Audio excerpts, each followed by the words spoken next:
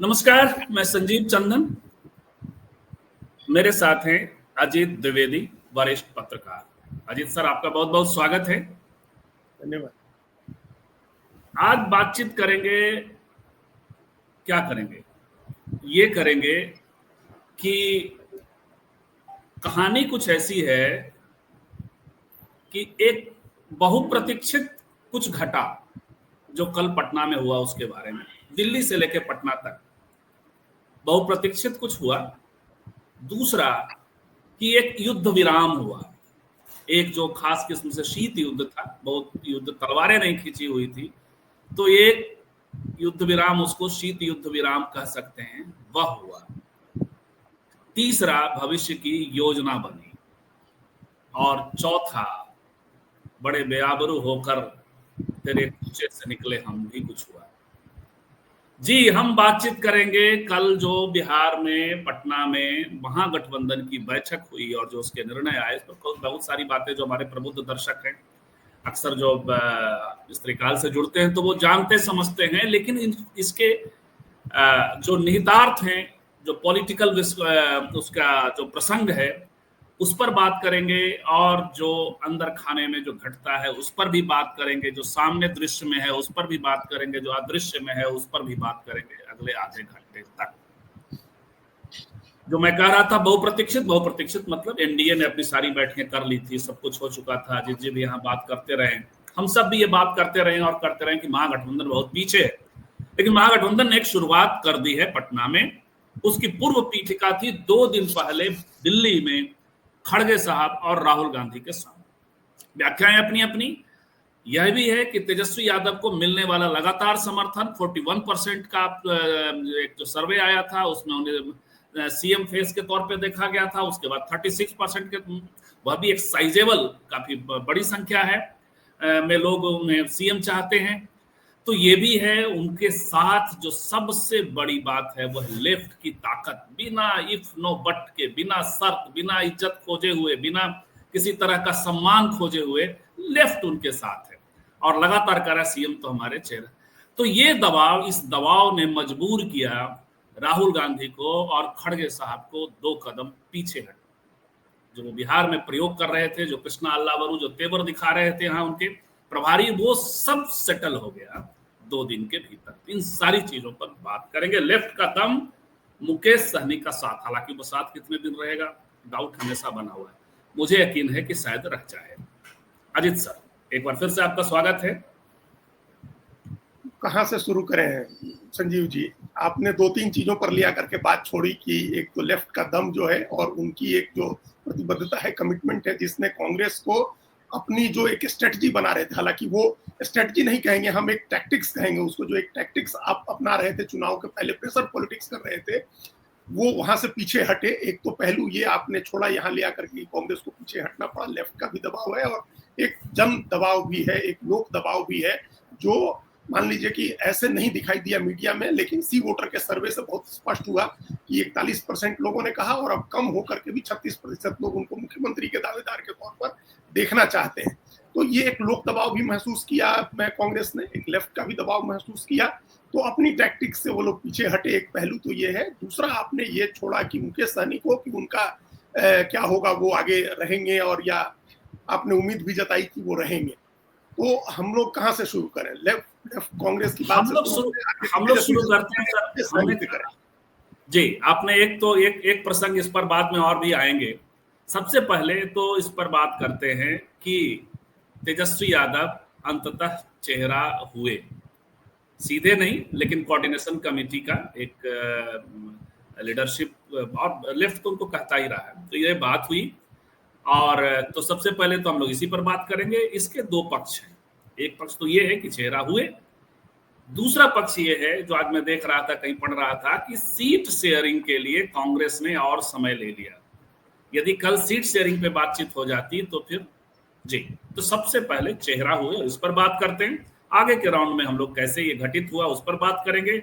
और बेचारे पप्पू यादव 100 सीट मांग रहे हैं, अपनी अलग प्रेस कॉन्फ्रेंस कर लेते हैं कांग्रेस की तरफ से, कहीं दिखाई नहीं पड़ते, कोई भूमिका नहीं इस पर। लेकिन पहले इससे जी अजीत सर। ठीक बात है संजीव जी, ठीक बात है। तो तेजस्वी यादव के ही महागठबंधन की तरफ से चेहरा होंगे या मुख्यमंत्री के दावेदार होंगे, इसमें कोई संदेह नहीं था। मतलब हम जैसे लोग जो राजनीति को फॉलो करते हैं, आप जैसे लोग, उनको कोई संदेह नहीं था। वो अपने जो तमाम राजनीतिक गुना भाग के आधार पर ये अंदाजा हम लोग लगा रहे थे कि तेजस्वी यादव को करना ही होगा, उनके बगैर कोई चारा नहीं है। तो वो होना ही था, वो होना था। लेकिन कांग्रेस ने जो कंफ्यूजन क्रिएट किया था, खासतौर से पप्पू यादव ने जो 2 बार 3 बार बयान दिया कि राजेश राम के नेतृत्व में लड़ा जाना चाहिए, या लालू यादव और तेजस्वी यादव से मिलने में जो समय लिया कृष्णा अलवरू और राजेश राम ने, उससे कंफ्यूजन बढ़ा।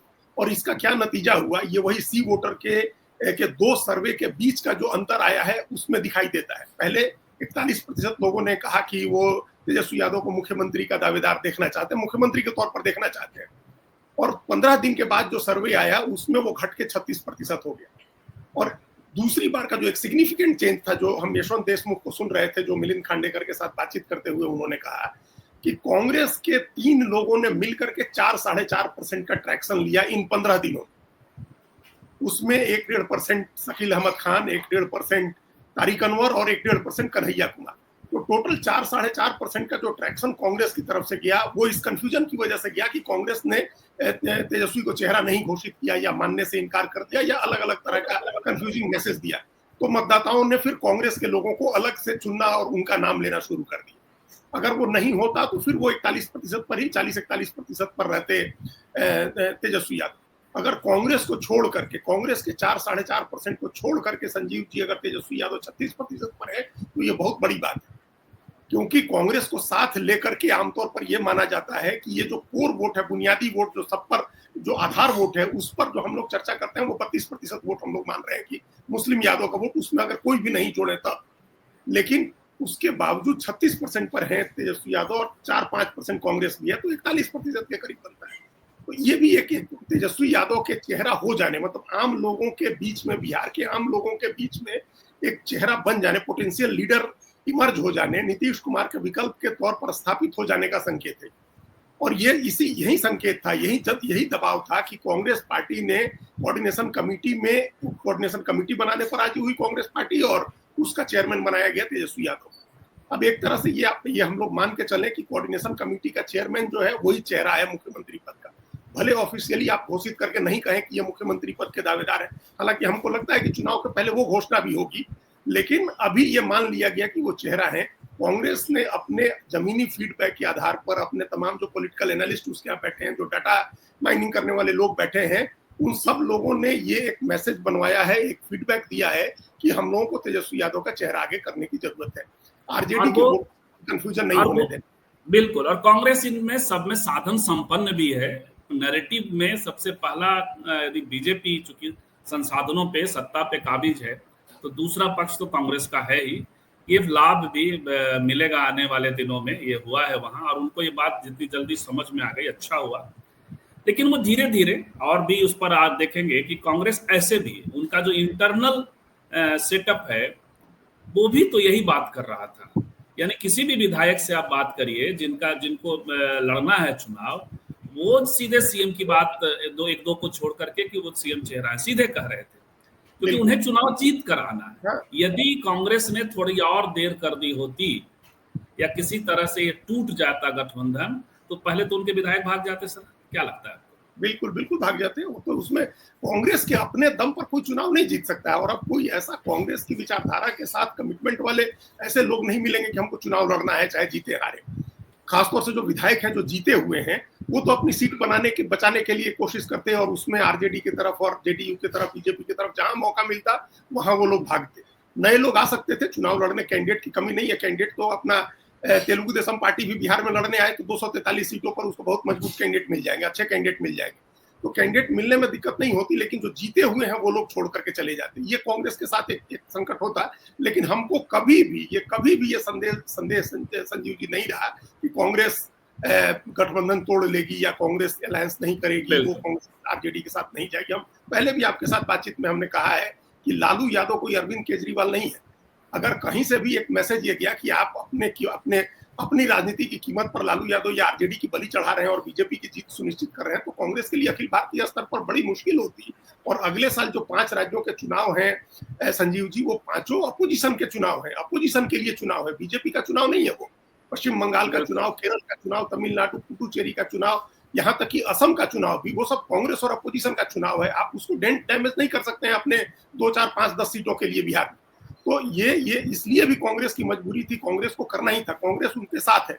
हाँ, मजबूरी के बजाय आप खुशी खुशी अलायंस को मजबूत करके चुनाव में लड़ने जाए, ये ज्यादा अच्छी बात होती है। आप महाराष्ट्र की तरह बदमजगी क्रिएट करके चुनाव में नहीं जाए। तो कांग्रेस ने वो काम आप देर कर रहे हैं। महाराष्ट्र क्या, झारखंड में हुआ, इतना हुआ कि हेमंत सोरेन को कहना पड़ा कि सिस्टम में कुछ लोग होते हैं जिनको आपको साथ लेकर चलना पड़ता है, कई सारे साथी एक साथ एक जैसा काम नहीं करते, ये उनको कहना पड़ गया। उस समय संजीव जी, उस समय हेमंत सोरेन ने बहुत बड़ा दिल दिखाया भाई। हेमंत सोरेन ने अपनी तरफ से चल के तेजस्वी यादव को फोन किया। हम उस समय उन तमाम चीजों को फॉलो कर रहे थे। जब ये कंफ्यूजन हुआ और ये लोगों ने, मनोज झा वहां गए, उन्होंने प्रेस कॉन्फ्रेंस की और जब आपत्ति जताई सीटों को लेकर के, तो उसी दिन रात में 11-12 बजे के करीब पहले कांग्रेस अध्यक्ष से बात की। कांग्रेस अध्यक्ष दिल्ली में थे उस समय, राजेश ठाकुर कांग्रेस के अध्यक्ष थे। और फिर उसके बाद हेमंत सोरेन ने अपनी तरफ से चल के तेजस्वी यादव को फोन किया, उनको मनाया, उनके साथ बातचीत करके, सद्भाव दिखा करके। हेमंत सोरेन इतना पेन लेकर के अपनी तरफ से उन्होंने किया क्योंकि उनको मुख्यमंत्री बनना था। वो पेन, उस तरह की पहल अभी बिहार में तेजस्वी यादव को करनी होगी संजीव जी, उनको आगे बढ़ के करना होगा। इसमें हम 1-2 बात और कह दे जो मतलब जरूरी बात है कि एक तो कोऑर्डिनेशन कमेटी, देखिए इंडिया ब्लॉक का भी बना था, आपको ध्यान होगा, लोकसभा चुनाव के पहले, और शरद पवार के घर पे बैठक भी हुई थी, तमाम लोग शामिल हुए थे, लेकिन उसके बाद कोई दूसरी बैठक नहीं। तो वैसा नहीं होना चाहिए कि कोऑर्डिनेशन कमेटी बन गई, अब लगातार इसकी बैठकें हो, तेजस्वी यादव घर से निकले, चलना शुरू करें, मेहनत करना शुरू करें, वो भागे, अभी से चलना शुरू करें, अभी से उनको, वो अकेले हैं, उनके कंधे पर सारा चुनाव है। इस पर हम और मुकेश सहनी और जब लेफ्ट वाली बात पर आएंगे तो उस पर जरूर आएंगे, लेकिन एक बड़ा काम तो जरूर तेजस्वी यादव ने किया कि सीधे खड़गे जी और राहुल गांधी से कांटेक्ट कर लिया, क्योंकि बहुत क्योस हो रहा था बिहार में। जो प्रभारी आए थे वो अलग अलग तिरछा चल रहे थे, अलग तरह से वो बॉडी लैंग्वेज था, तमाम नेताओं ने कंफ्यूजन क्रिएट कर रखा था, पप्पू यादव अलग से एकदम हमलावर थे। वैसी स्थिति में उन्होंने वहां से चीजें सेटल कर ली, तो वो ज्यादा अच्छा हुआ, इसलिए मीटिंग भी बहुत स्मूथ कम से कम हो गई, ऐसा दिखाई पड़ता है। लेकिन फिर वही सवाल सर, तब हम लोग आएंगे मुकेश सहनी और उधर पप्पू यादव के साथ क्या हो रहा है, क्या धीरे धीरे अकेले छूट जाएंगे या कांग्रेस उनको इस तरह, क्योंकि देखिए आप वहां, हमने पिछले एपिसोड में बात की थी, उनको वहां बुलाया गया, एक दिन पहले पप्पू जी को प्रेस कॉन्फ्रेंस करा, कहा जा रहा है कि प्रियंका गांधी से वो मिलना चाह रहे हैं। अभी तक प्रियंका गांधी, क्योंकि वो प्रियंका गांधी के ही साइड से माने जाते हैं, वो प्रियंका गांधी जब भी बोलते हैं तो राहुल गांधी और प्रियंका दीदी, ये 2 बात साथ साथ वो बोलते हैं। क्या देख रहे हैं आप, पप्पू यादव अंततः सीन से बाहर निकल जाएंगे, अलग से लड़ेंगे, सीन में रहेंगे लेकिन युद्ध अलग से लड़ेगा? देखिए, अब वो बहुत अनप्रेडिक्टेबल हैं पप्पू यादव, उनके साथ उनका अपना ईगो भी बड़ा है, और वो ईगो हमको लगता है कि होना भी चाहिए है, क्योंकि एक बड़े जनाधार वाले नेता हैं और उन्होंने प्रूव किया है अपने को बार बार। कांग्रेस के लिए उनकी उपयोगिता है, आरजेडी के लिए भी उनकी उपयोगिता है। कांग्रेस आरजेडी को हम बार बार कहते हैं, पिछली बार भी हमने कहा था कि उनको छोड़ना नहीं चाहिए। अगर किसी चीज से उनका ईगो सेटिस्फाई होता है तो वो सेटिस्फाई करना चाहिए, क्योंकि पप्पू यादव को मुख्यमंत्री थोड़े बनना है। वो तो हम सब आदमी समझ रहे हैं कि पप्पू यादव मुख्यमंत्री नहीं बनेंगे। अगर एनडीए हारता है तो तेजस्वी यादव मुख्यमंत्री बनेंगे। तो तेजस्वी यादव को कोई समस्या नहीं होनी चाहिए है उनको गले लगाने में, कांग्रेस को भी कोई समस्या नहीं होनी चाहिए उनको कुछ महत्व दे करके, कुछ जिम्मेदारी दे करके। लेकिन अब पिछली बार भी हमने कहा कि अहमदाबाद बुलाए और वहां आपने चंदन यादव बोले, वैसे अपने यहाँ कहावत है सर, पूछी मैं आची मैं दुल्हन की चाची, तो ये दुल्हन की चाची की तरह व्यवहार कर रहे हैं, लेकिन उनको पूछा नहीं जा रहा। जी सर, आप जारी रखें। हाँ नहीं, लेकिन पूछना चाहिए है, और उनको वो मतलब दुल्हन की चाची क्यों बनने देना है? जब जिसका जग होता है, जिसके यहाँ शादी होती है, तो फिर मनाता ही है ना सबको, चाची को भी और फूफा को भी, सब आदमी को मनाता ही है। तो मनाने का काम इन लोगों को करना चाहिए, पप्पू यादव को मनाना चाहिए इन लोगों को। दूसरी बात जो आपने कही ना कि प्रियंका गांधी वाड्रा के वो कैंडिडेट हैं, तो वो फिर कांग्रेस की इंटरनल पॉलिटिक्स आप देखिए, इसके पहले कौन बड़ा हाई प्रोफाइल नेता प्रियंका गांधी वाड्रा का नजदीकी था और उसके साथ क्या हुआ ये हर आदमी जानता है। आज मतलब नवजोत सिंह सिद्धू की क्या स्थिति है कांग्रेस की पॉलिटिक्स में या पंजाब की पॉलिटिक्स में, तो वो भी, उनको भी पिच किया था प्रियंका गांधी वाड्रा ने। तो वो इंटरनल पॉलिटिक्स में अपनी बहुत सारी चीजें होती हैं। लेकिन आज बिहार का चुनाव है, कांग्रेस के तमाम बड़े नेताओं को भी इस चक्कर में नहीं पड़ना चाहिए कि कौन किसका आदमी है। वो फायदा पहुंचा सकते हैं, अगर 2% वोट का भी फायदा पहुंचा सकते हैं, 10-20 सीटों को अगर अफेक्ट कर सकते हैं, तो उनको साथ लेने की कोशिश करनी चाहिए। उनको दुल्हन की चाची या दूल्हे का फूफा नहीं बनने देना चाहिए, उनको अपने साथ लेना चाहिए। फूफा को भी भंडार दे दिया जाता है और चाची को दुल्हन को सजाने की जिम्मेवारी, लाने ले जाने की जिम्मेवारी भी दे दी जाती है। और मिलनी चाहिए इनको भी जी, तो ये मिलना चाहिए, कम से कम कुछ जिम्मेवारी मिलनी चाहिए। अब सवाल मुकेश सहनी, फिर लेफ्ट इनकी ताकत है। लेफ्ट अभी तक कहीं भी किसी भी तरह की कोई आकांक्षा नहीं दिखा रहा, हालांकि सबसे पहले निकलने में भी देर नहीं करेगा। लेफ्ट पूरे देश में अभी कांग्रेस के साथ या किसी भी गठबंधन में इस बिहेवियर में है कि सामने फांसीवाद, या जो सीपीएम ने कहा कि सीधे फांसीवाद यदि नहीं है, इसका स्वरूप अलग है, तो जैसे भी न फांसीवाद, उससे वो लड़ रहा है। ये उनकी समझदारी है, इसलिए बहुत तनाव नहीं दे रहे हैं। ये भी समझदारी, ग्राउंड की भी समझदारी है कि बाहर निकले तो जीरो हो जाएंगे, साथ रहेंगे तो दोनों आपस में ताकत बनेंगे, इसलिए वो कायदे से वहां हैं। उस पर हम लोग बात करेंगे सर। लेकिन मुकेश सहनी, एक दिन पहले वो एनडीए की ओर जा रहे थे, ऐसी खबरें आ रही थी। 2020 का सीन आपने देखा, लेकिन इतना तवज्जो लेफ्ट के साथ ही तीसरे, चौथे, पांचवें पोजीशन पे बैठाए जा रहे हैं। तमाम कांग्रेस के लोगों ने और मुकेश सहनी ने तो ऐसे घेर रखा है। कल की बैठक पूरी तरह मुकेश सहनी और तेजस्वी यादव की बैठक थी। क्या देख रहे हैं मुकेश सहनी का सीन? अंतिम तक रहेंगे तो क्या फायदा होगा, कितना फायदा होगा, उनके साथ कितना अति पिछड़ा खासकर मल्लाह वोट वर्ग है? जी अजित सर। देखिए, अब यहाँ फिर आप ये मतलब राजनीति का एक सिद्धांत है कि जो आपका अपना है उसको कंसोलिडेट करना होता है। लेफ्ट को आरजेडी और कांग्रेस के लोग अपना मान रहे हैं कि ये लोग हमारे साथ हैं, ये लोग हमसे बाहर नहीं जाएंगे। हालांकि इसके बावजूद उनको भी सम्मान देना चाहिए, महत्व मिलना चाहिए। हमने लोकसभा चुनाव के समय देखा, बिहार चुनाव के समय देखा, जब भी साझा प्रचार की रणनीति बनती थी या चर्चा की बातचीत होती थी, तो सबसे उपेक्षित लेफ्ट के लोग होते थे, उनको कोई नहीं पूछता था, जबकि उनके पास बड़ा वोट आधार है। तो वो होना चाहिए था। लेकिन ये मान के चल रहे हैं लोग कि वो हमारे अपने हैं, वो कहीं नहीं जा रहे हैं, उनका वोट हमको मिलेगा। उनका वोट भी हमारे साथ सिंक्रोनाइज है। जो मुकेश सहनी है, उनका वोट सिंक्रोनाइज नहीं है इंडिया ब्लॉक के साथ। उनका जो वोट है वो एलियन वोट है इसके लिए, महागठबंधन के लिए। एलियन वोट इसलिए कह रहे हैं क्योंकि लालू यादव को 1995 के बाद को चुनाव छोड़ दें तो उसके बाद ये वोट कभी नहीं मिला है, मतलब बहुत कम मिला है वो वोट। आप देखिए, हम तो देख रहे हैं, जब अकेले चुनाव लड़े थे, नीतीश कुमार नहीं थे, लालू यादव को पिछले चुनाव में भी या उसके पहले भी 10 से 12% अति पिछड़ा का वोट मिलता है आरजेडी को। तो वो एलियन वोट है एक अति पिछड़ा का, उसमें भी मल्लाह का वोट।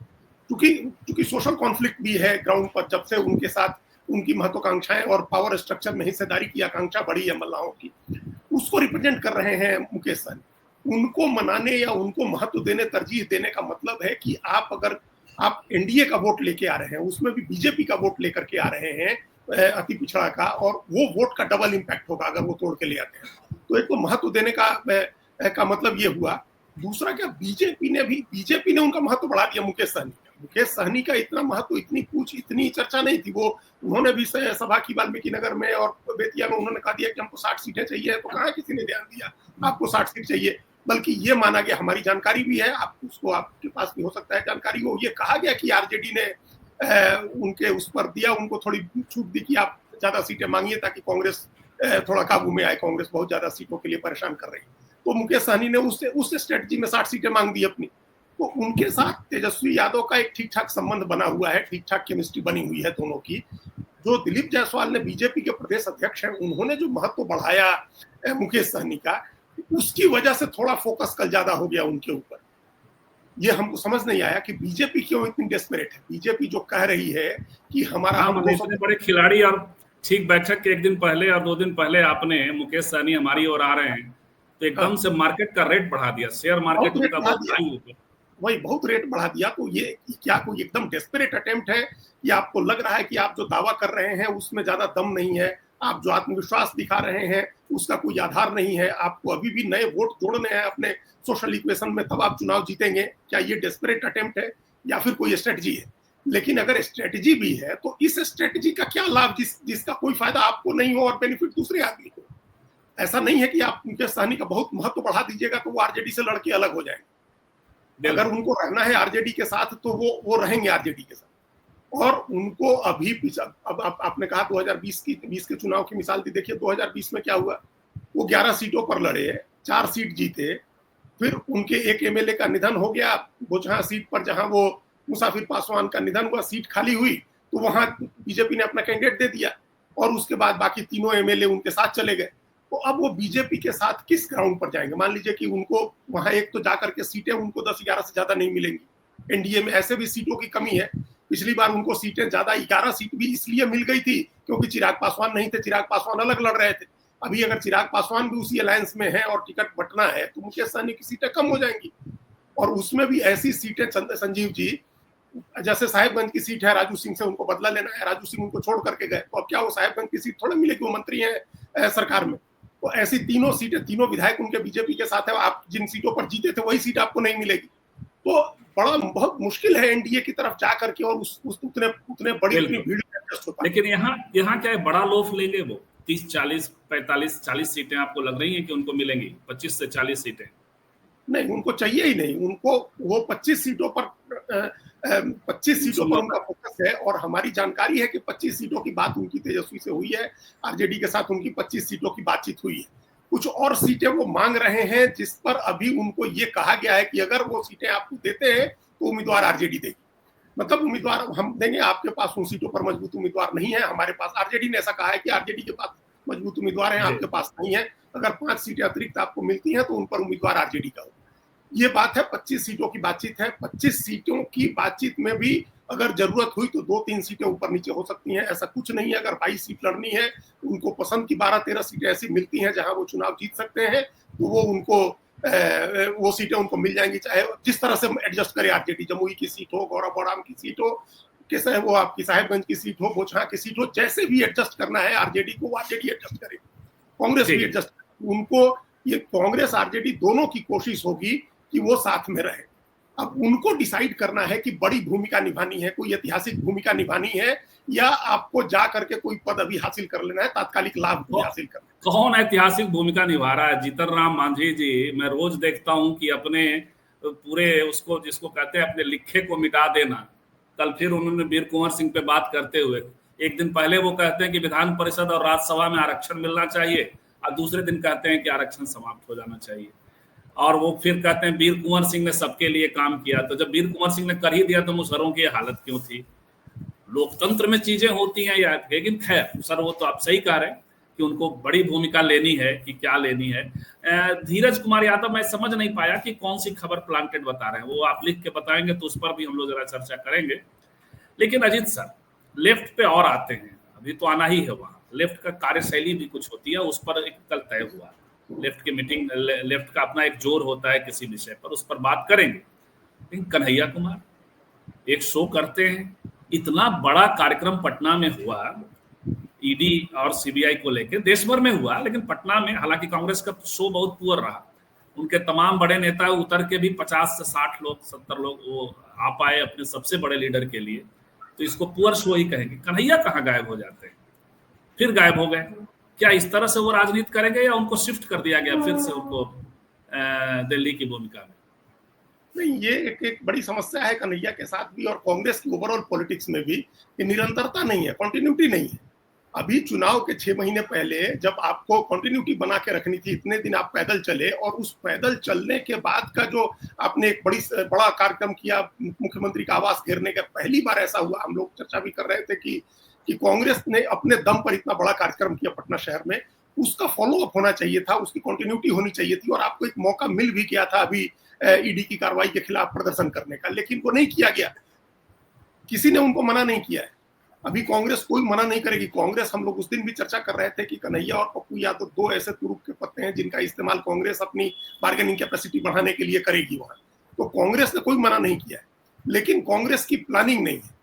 प्लानिंग में ये चीजें नहीं थी कि हम अगर पूरे हर प्रदेश में कोई बड़ा आंदोलन करने जा रहे हैं तो हमको उसके लिए बड़ी संख्या में लोग जुटाने चाहिए और जो पॉपुलर फेस है उसको भेजना चाहिए। देखिए, हम पटना का तो फॉलो किए, दिल्ली का तो देखा हमने। दिल्ली में तो 50 लोग भी नहीं जुटे। जहां जब दिल्ली में इतनी बड़ी भीड़ होनी चाहिए थी, जो आपको ध्यान होगा जून 2022 में जब राहुल गांधी से पूछताछ होने की बात आई थी, तो रोज हम लोग देखते थे कि धक्का मुक्की और जो होता था कांग्रेस वो अकबर रोड पर 24 अकबर रोड पर और वहां से लेके ईडी कार्यालय के रास्ते में, वैसा कुछ नहीं हुआ इस बार। तो ये कांग्रेस ने प्लान नहीं किया पूरे इवेंट को कि इतनी बड़ी घटना हो गई, आरोप पत्र दाखिल हो गया, आरोपी बन गए। अब बाद में जो हो कोर्ट में, जब तक अभियोजन चलेगा और डिसीजन आएगा तब तक तो आप आरोपी हो गए। अभी तक तो बीजेपी कहती थी कि आप जमानत पर छूटे हुए हैं, अब तो आप एक्यूज्ड हैं। तो वहां किसी ने कोई प्लान नहीं किया कि कोई बड़ा इवेंट होना चाहिए है। और इसके पीछे सबसे बड़ी कमजोरी कांग्रेस के संगठन की है और संगठन महामंत्री की है, जिनको कुछ भी आगे का नहीं दिखाई देता है कि किस तरह की प्लानिंग हमको करनी चाहिए, फ्यूचर की प्लानिंग किस तरह की। इससे बड़ी बात और क्या होगी कि आपके सबसे टॉप लीडर पे हाथ डाला जा रहा है। हालांकि कुछ होना जाना नहीं है, चार्जशीट दाखिल हो गई है, कोई गिरफ्तारी नहीं होनी है, हंगामा अपने हिसाब का अलग है, गलत जो चीजें गलत हो रही हो रही, टेक्निकली मैं कह रहा हूं कि कुछ होना जाना नहीं है, अरेस्टिंग तो कम से कम नहीं होगी। और ये बना के रखा जाता है इनको भी। और लेकिन फिर ये धीरज कुमार यादव कह रहे हैं मुकेश सहनी के विषय में, वो कल खबर चलाई गई थी कि लालू जी, अच्छा ये हो गया सामने, एल.एस. पटेल का आ गया मुकेश सहनी, क्योंकि मुकेश सहनी का संबंध लालू जी से। और एल.एस. पटेल कह रहे हैं कन्हैया की चिंता में बिहार के पत्रकार के पेट में दर्द है रे भाई, ये दर्द जाता क्यों नहीं।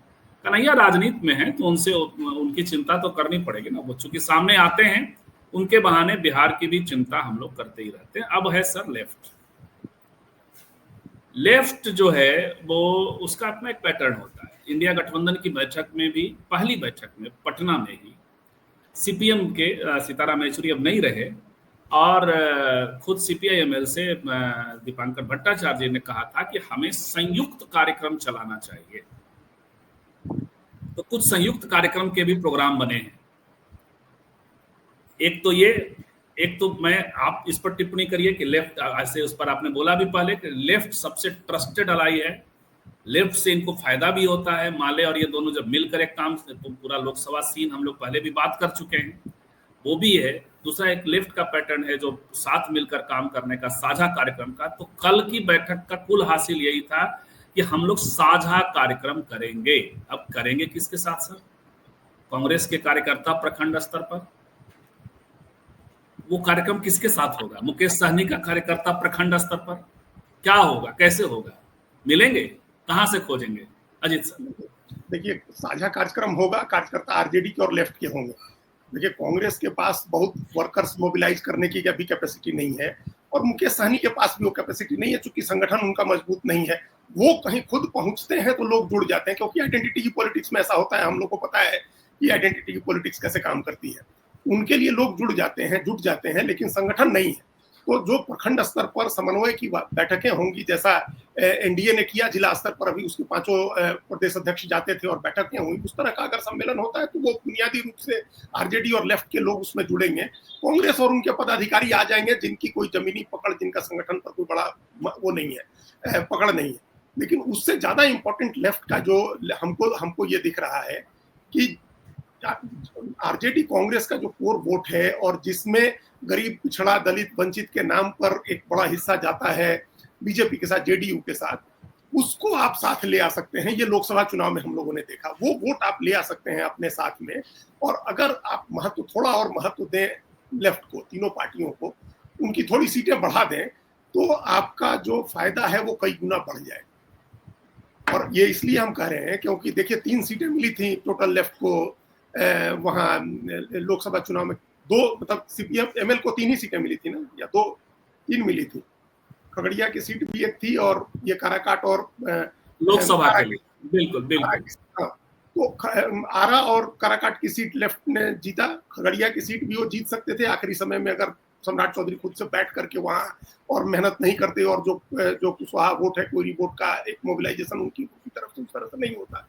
तो आप वो किस लिए, वो इसलिए आया लोकसभा चुनाव में जहां प्रधानमंत्री चुनने की लड़ाई थी और कोई लेफ्ट का स्टेक पर नहीं लगा हुआ था, इसके बावजूद सभी पार्टियों से बेहतर परफॉर्म उसने किया। इस बात को नोट किया गया है। जो आरजेडी का सिस्टम है, जो फीडबैक का सिस्टम है, जो सर्वे का सिस्टम है, उसमें उन लोगों ने इस बात को नोट किया है। और उसका नतीजा ये है संजीव जी कि पिछली बार जो 29 सीटें मिली थी, उसमें आप मान के चलिए कि 5 से 10 के रेंज में सीटें बढ़ेंगी लेफ्ट। तो भले हमको दिख रहा है कि जो बैठक हुई उसमें तेजस्वी के बगल में नहीं बैठाए गए लेफ्ट के नेता, वो ठीक है, वो उनको बैठाते तो एक ज्यादा मैसेज होता। हम कल एक दूसरे प्लेटफॉर्म पर कह रहे थे कि जहां कृष्णा अलावारू बैठे थे वहीं अगर राजेश राम बैठते तो उसका ज्यादा बड़ा मैसेज होता है, वहां अगर लेफ्ट का कोई नेता बैठता तो उसका ज्यादा बड़ा मैसेज होता है।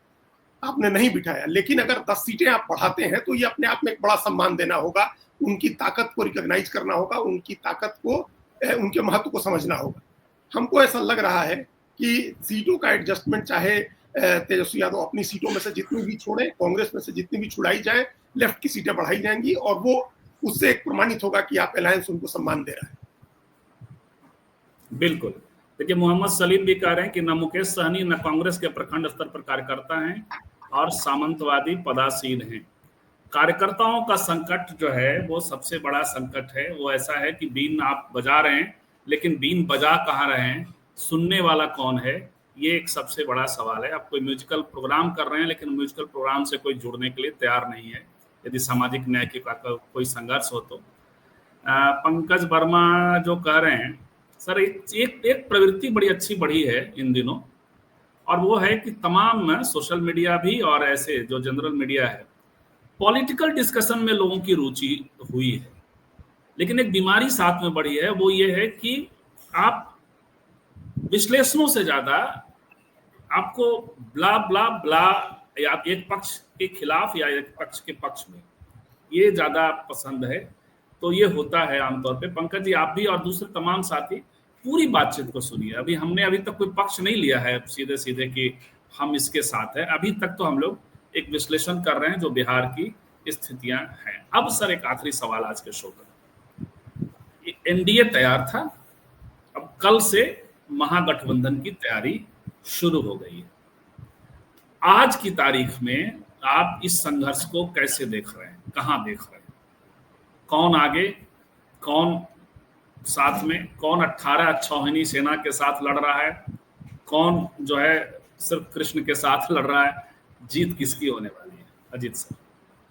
देखिए, अब ये तो बड़ा दुविधा में डालने वाला प्रश्न है, क्योंकि अभी हम बार बार कह रहे हैं, पहले भी हमने कहा है कि बिहार में बदलाव की तो एक आकांक्षा दिख रही है हमको कि बिहार में लोग बदलाव करना चाहते हैं, और वो बदलाव दोनों स्तर पर चाह रहे हैं। एक तो नीतीश कुमार की सेहत और उनकी जो स्थितियां हैं उनको लेकर के लोगों में एक निराशा हुई है, और दूसरे 20 साल के शासन से भी लोगों में एक थकान है, जो वोटर्स फटीग जिसको बोलते हैं, वो मतदाताओं में एक थकान है, ऊब है, और वो एक बदलाव चाहते हैं। एक बात तो ये। दूसरी बात ये है कि चूंकि पिछले 20 साल की पॉलिटिक्स में जब लालू यादव तस्वीर से हटे, गायब हुए, आप उसको 20 साल हम इसलिए कह रहे हैं, 20 साल से कुछ कम भी कर सकते हैं, क्योंकि वो 2009 में जब चुनाव हारे और केंद्रीय मंत्री हटे, उसके बाद से उनका वो ज्यादा हाशिए में चले गए। उसके बाद से कोई दूसरा नेता इमर्ज नहीं हुआ तेजस्वी यादव की तरह।